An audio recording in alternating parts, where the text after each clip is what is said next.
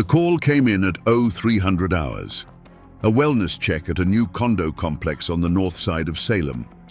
Patrol found the body of a 24-year-old grad student named Sarah Jenkins. The scene was clinically clean. No signs of struggle, no forced entry, no forensic footprint of any kind. It was a vacuum, a perfectly sterile tableau of death by asphyxiation. Except for one detail, an object placed deliberately on the victim's chest. It was a small, tarnished silver locket, colonial in design. That locket didn't just make it a homicide, it made it a declaration of war. Every senior detective in the Salem PD knew its significance. It was the signature of a ghost, the calling card from a case that had haunted the department for 2 decades, the disappearance and murder of Chandler Wells.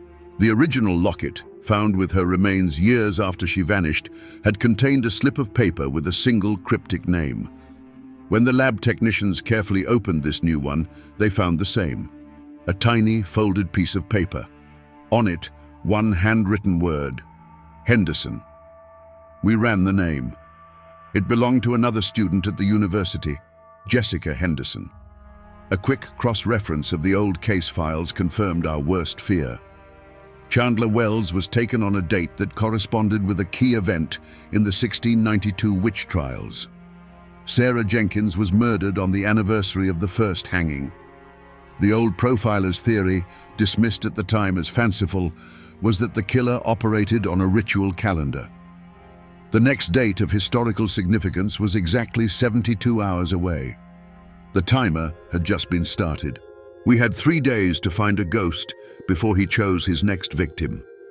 The Chandler Wells case was a cornerstone of Salem PD lore, a departmental nightmare from June of 2000. She was the city's golden girl, university cheerleader, honor student, the living embodiment of a bright future in a town obsessed with its dark past. Then, she vanished.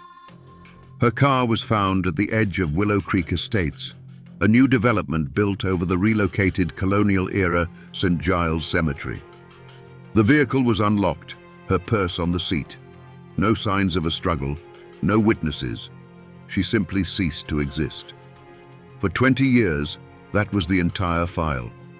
The absence of evidence became its own mythology.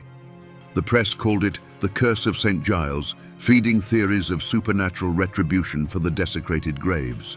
The case went ice cold, a modern legend taught to rookie cops as a lesson in humility, the perfect crime. Then, in 2020, a construction crew broke through a basement floor in one of those Willow Creek houses.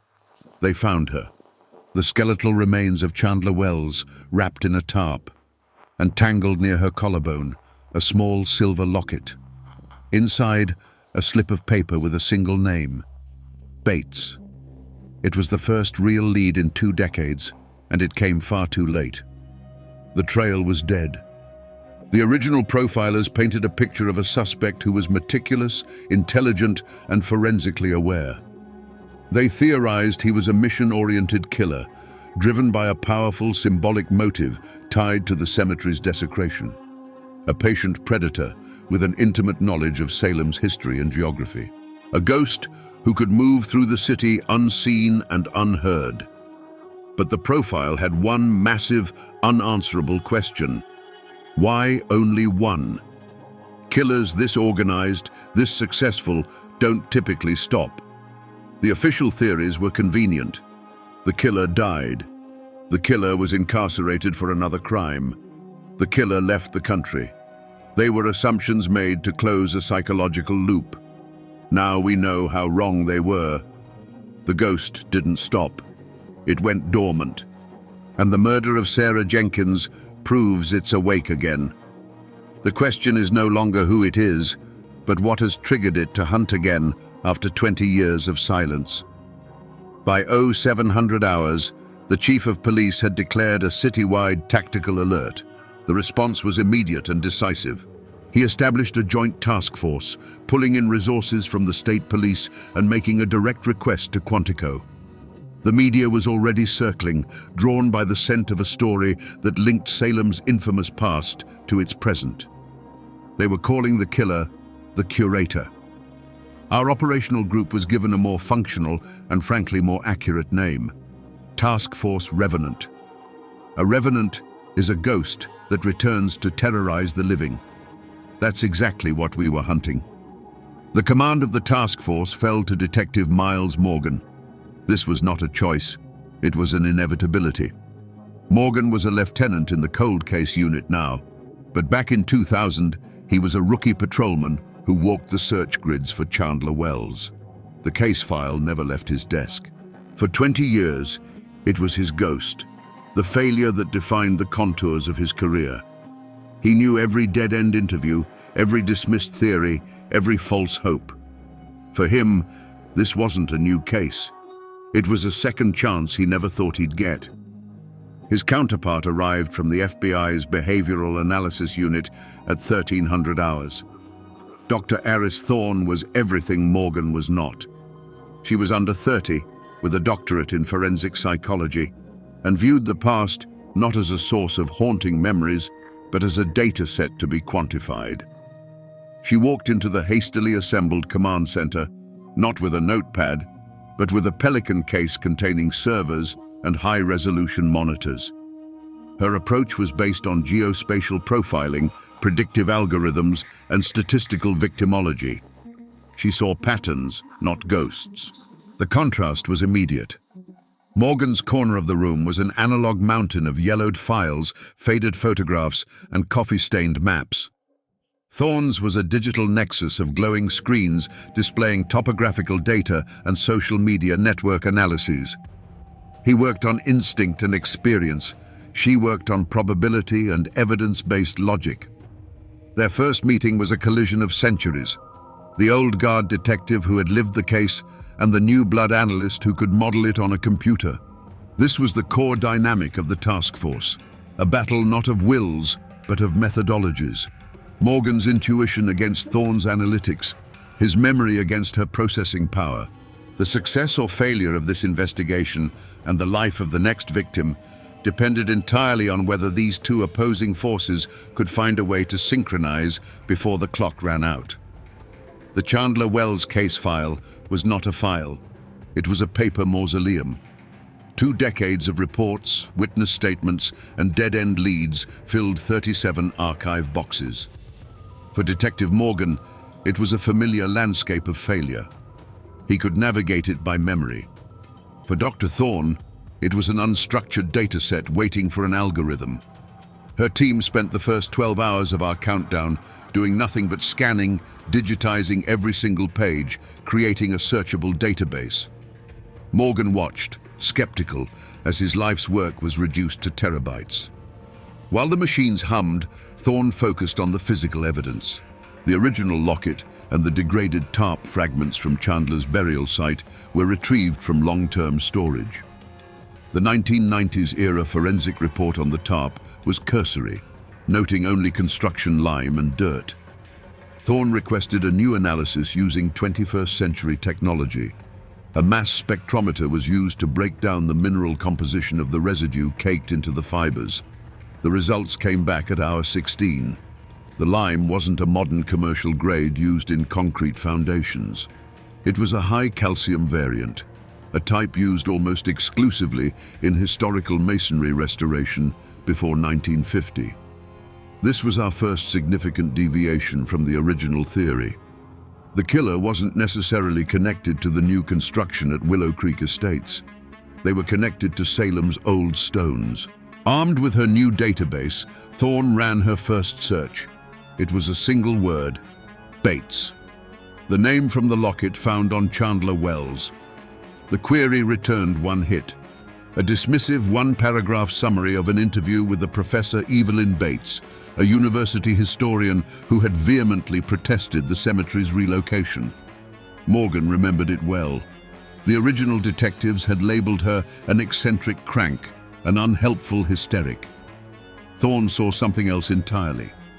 She pulled up the raw transcript.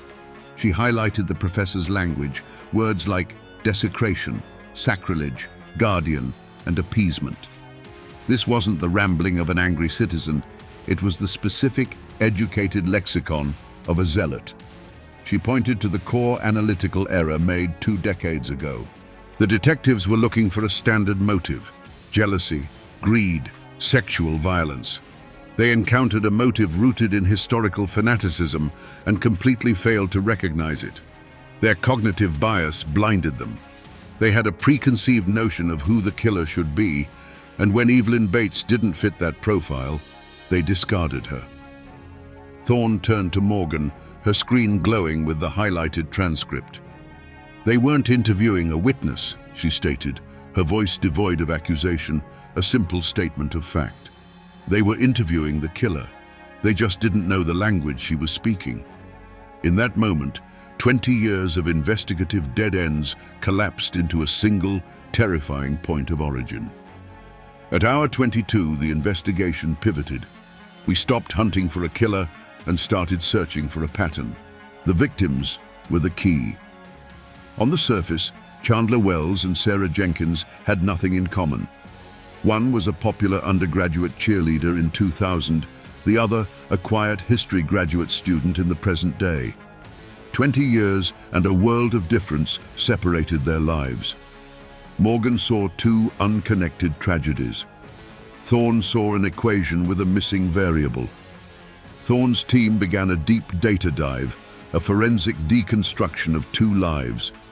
They pulled university transcripts, library records, employment histories, and digitized social club rosters going back 3 decades. The task was monumental. They were looking for a single point of intersection, a hidden bridge across 20 years. The command center became a quiet hum of keyboards, the air thick with the pressure of the clock. Every minute spent searching was a minute the killer was planning. The breakthrough came from an unexpected source: the university archives. A junior analyst sifting through student newspaper records found a photo from 1999. It showed a group of students from the University Historical Preservation Society at the St. Giles Cemetery, taking rubbings of the colonial headstones. In the front row, smiling, was Chandler Wells. It was a link, but it was thin. Thorne pushed deeper. What was the Society's project? The archive records showed they were creating a digital catalogue of the cemetery's gravesites, a project lauded by the university at the time. A project whose data was later sold to the Willow Creek Estates developers. They used it to create a sanitized promotional brochure, marketing the controversial development as a respectful tribute to Salem's past. The connection was no longer thin, it was a razor wire. The killer, Evelyn Bates, wouldn't have seen this as historical preservation. She would have seen it as the ultimate betrayal. These students, who she believed should have been guardians of the past, had instead become its cataloguers for profit. They documented the sacred ground just before its desecration. In her fanatical mind, they were accomplices. They weren't just symbols of the present, they were traitors. This was the hypothesis. The killer was systematically eliminating the members of that specific project team. She was a purist, erasing those she felt had defiled their historical duty. The theory was powerful, predictive, and we had the ultimate test. The name from the locket found on Sarah Jenkins, Henderson. Thorne typed the name into the university database, cross-referencing it with the Historical Preservation Society's roster from 1999. A single name flashed on the screen: Jessica Henderson. We had our variable. We knew the killer's logic, and we had the name of her next victim. Our focus shifted from the why to the who. Evelyn Bates was the architect, but at 63, in declining health according to public records, it was unlikely she was the instrument. We needed to find her hands. Thorne's team ran a full relational analysis, mapping every known associate. The result was a single, high-probability node: her nephew, Arthur Coleman. He had lived with Bates during the time of the Chandler Wells murder. A background check revealed a sealed juvenile record for trespassing on historical landmarks and a string of low-level offenses as an adult. He was a transient, currently working for a regional courier service. He fit the profile of a manipulated, socially isolated individual, the perfect tool for a dominant mastermind. The theory was compelling and dangerously simple. Evelyn was the ideologue, the brains behind the ritual.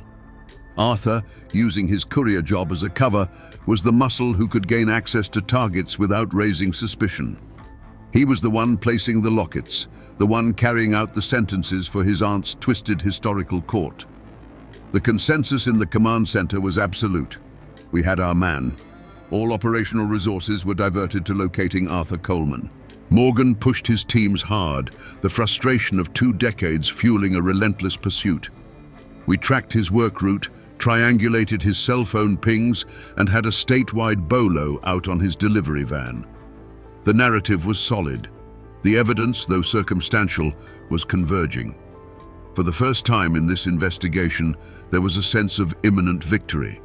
The clock was ticking past hour 48, but we believed we were finally ahead of it. At hour 50, we found him.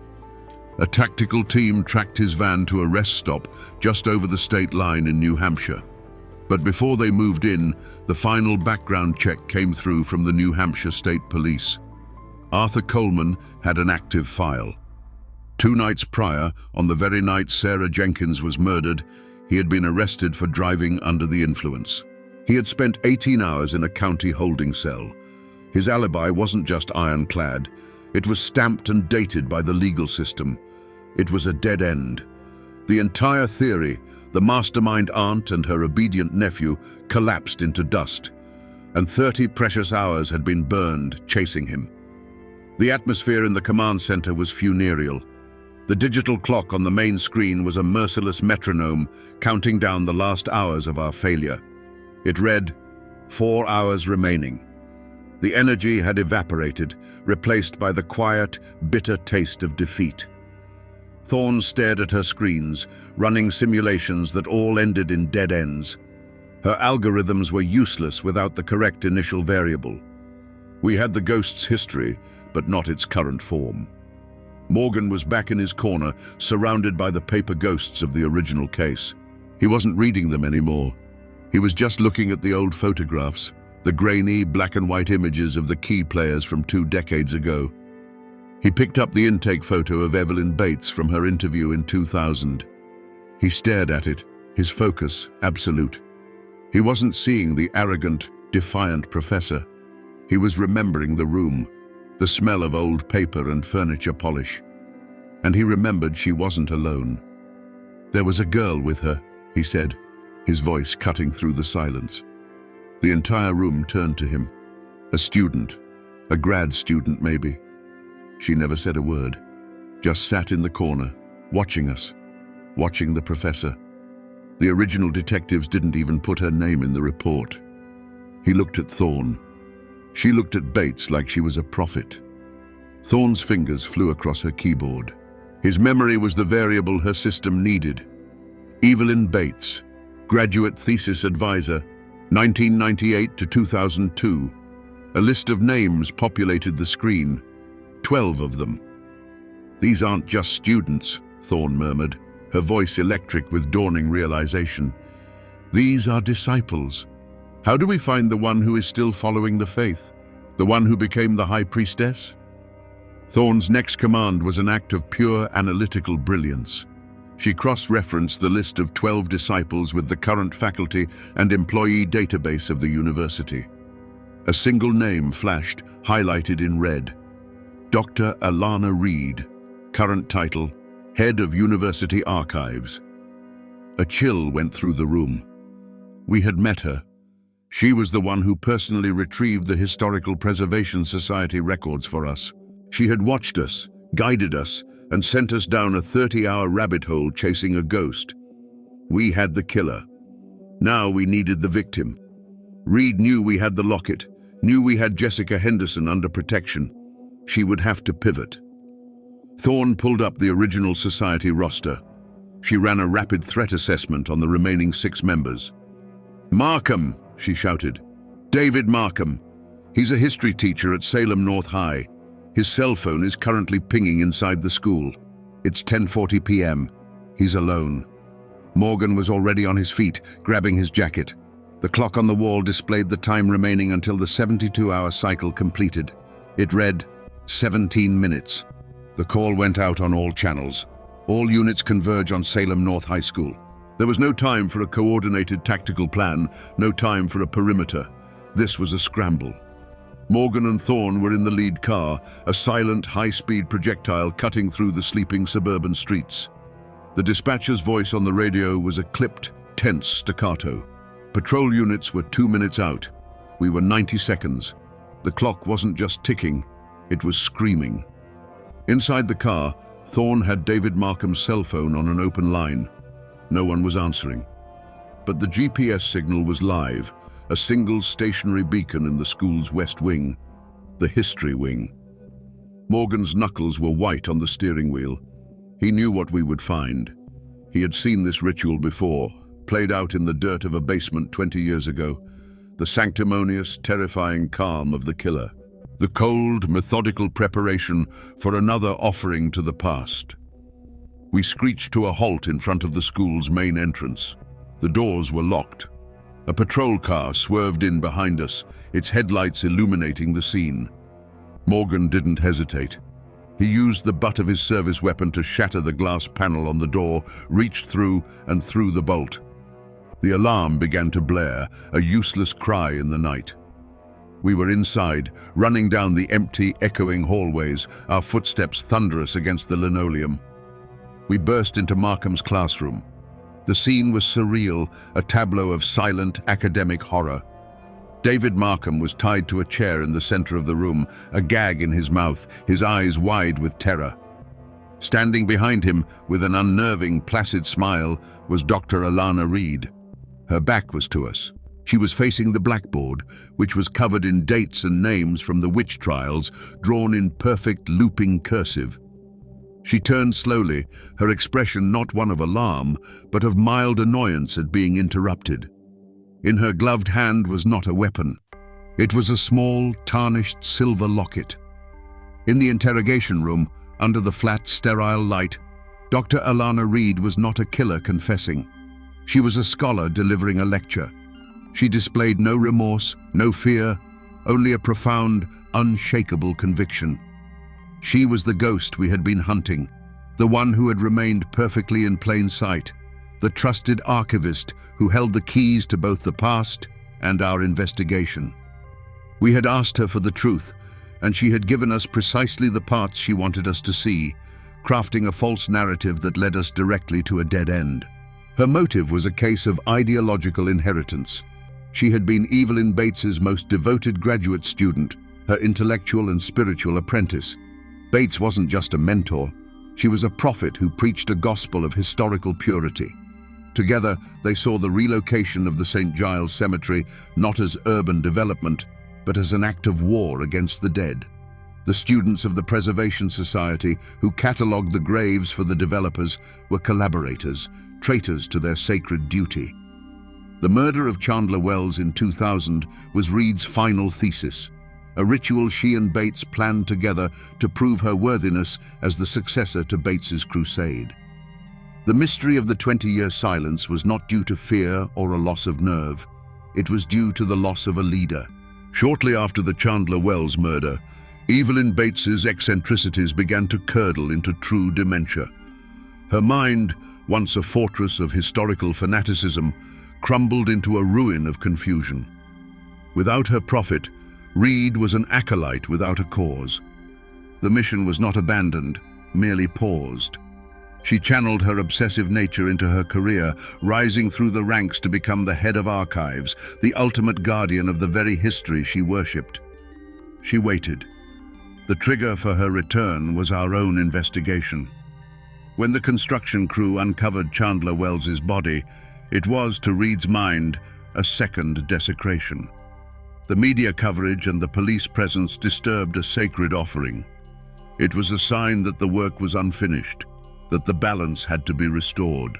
She reactivated the mission, using her position to monitor our progress, to feed us misleading information, and to begin systematically eliminating the remaining names on her list.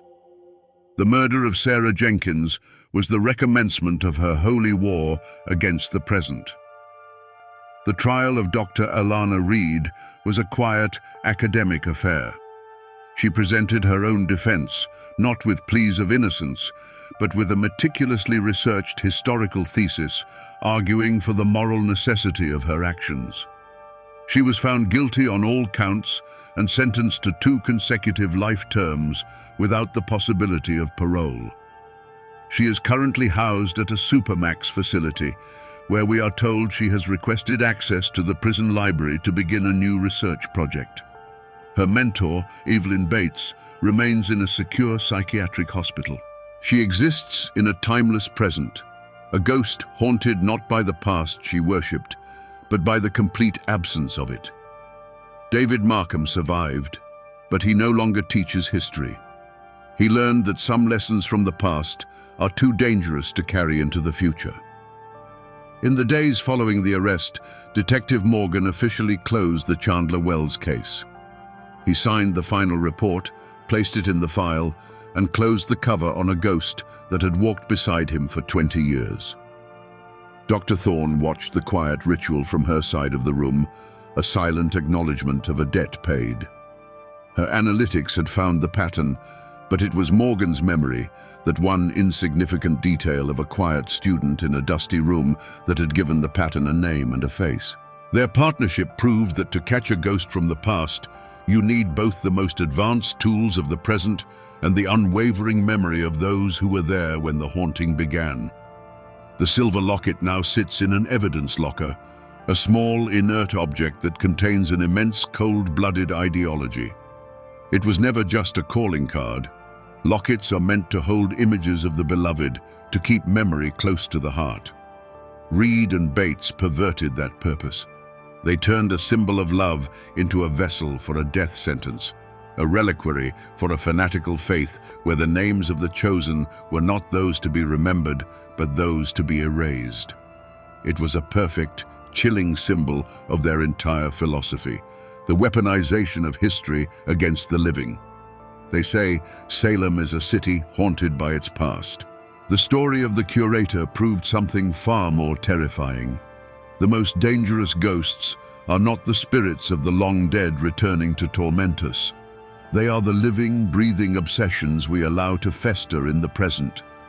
This was never a story about a curse. It was a story about a sickness, a pathology born from the belief that the past has more rights than the future. History is meant to be a guide, not a cage. But when someone decides it is a scripture, they will not hesitate to make human sacrifices upon its altar.